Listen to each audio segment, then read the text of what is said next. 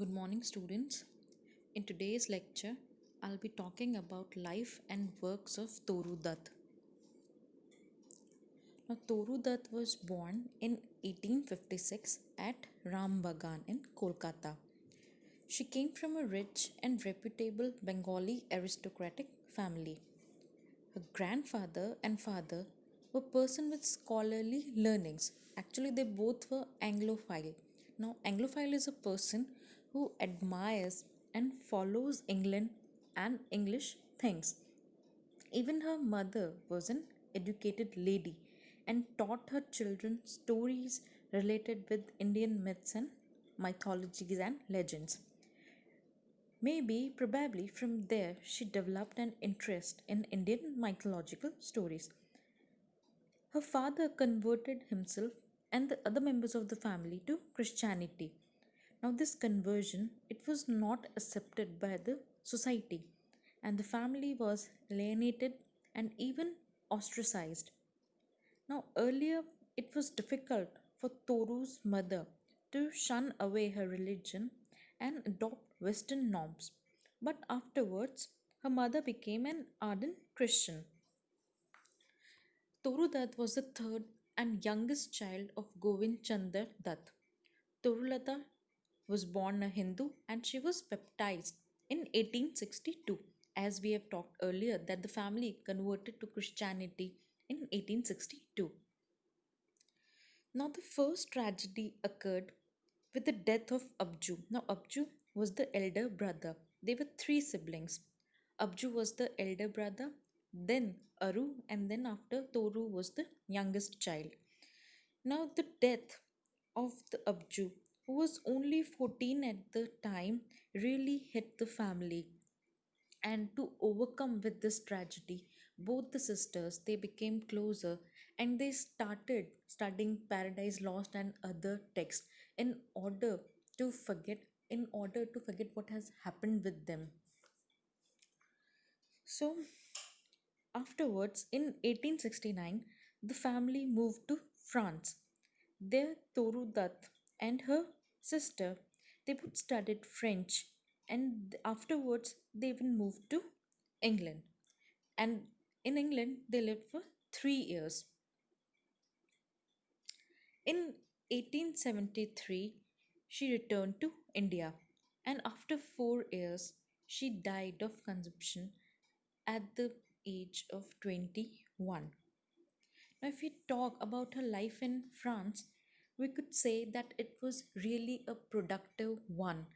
She learned French in just 3 months, and there in France, she developed a great love for the French culture and the literature. She was probably influenced and admired the French poets, and a chief gleaned in French field. This was the result of her inspiration. She translated some of the better known French lyric poems in English. There, both the sisters became proficient in the language, and a sheaf is probably a translation of almost 165 sonnets.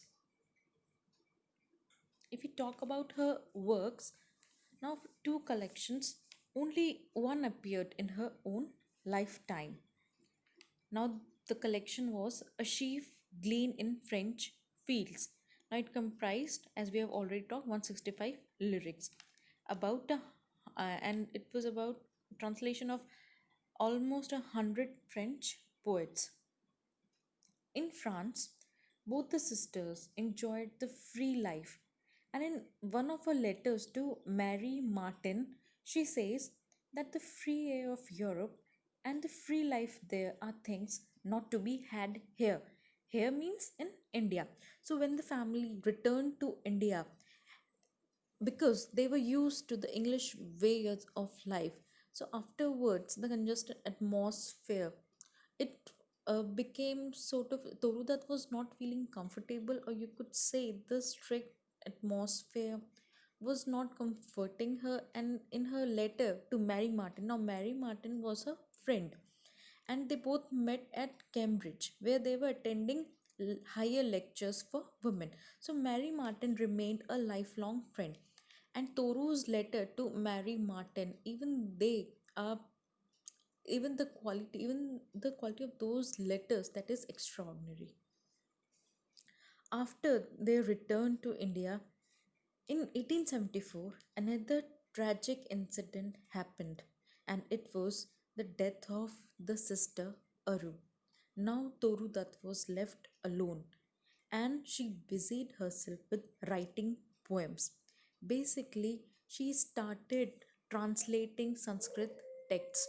She was at when she returned to India, she started learning Sanskrit, and in a period of 9 months, she became proficient in the language. Now, her collection, sheaf. Now, what is sheaf? Sheaf is a bundle of grains, okay, and glean means to pick out or to pluck out. Now, this work was a translation. Her another work, Ancient Ballads and Legends of Hindustan, was published posthumously. It means after her death.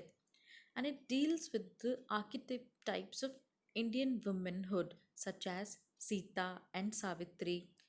Four of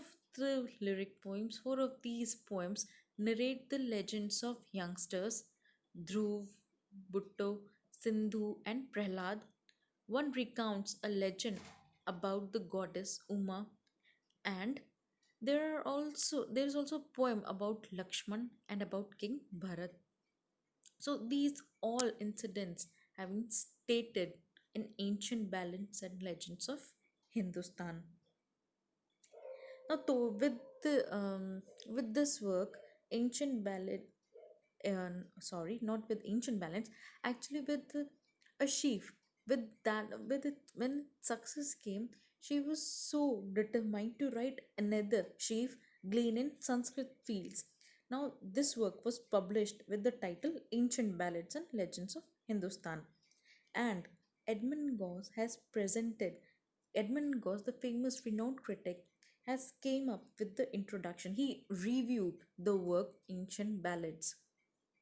Now, Toru Dutt, if we talk about her works, if we talk about the novels, she has written two novels, and they both were left unfinished because of her death, because of her untimely death. Now, Bianca or the Young Spanish Maiden, it appeared in the Bengal magazine, and her French novel, Le Journal de Mademoiselle de Evers, it was issued in Paris in 1879. Now, Toru Dutt was probably the first Indian women writer to have written a novel in French. She was considered as the mother of Indo Western literature. She has been praised for the simplicity and for her natural tone. Now, her poetry reveals her individuality. She is considered to be a real innovator in Indo Anglian poetry, and probably the first Indo Anglian poet to have interpreted the heart and soul of India. The task was actually left unfinished due to her untimely death, but it was carried forward by other poets such as Sarojini Naidu and other. The famous quote by Edmund Goss, which reads, "It is difficult to exaggerate when we try to estimate what we have lost in the premature death of Toru Dutt. Literature has no honors which need have beyond the grasp of a girl who at the age of 21 and in language separated from her own by so deep a chasm had produced so much of lasting worth. When the history of literature of our country comes to be written, there is sure to be a page in it dedicated to this fragile, exotic blossom of songs." This was the reputation that Toru Dutt enjoyed in her short span of life.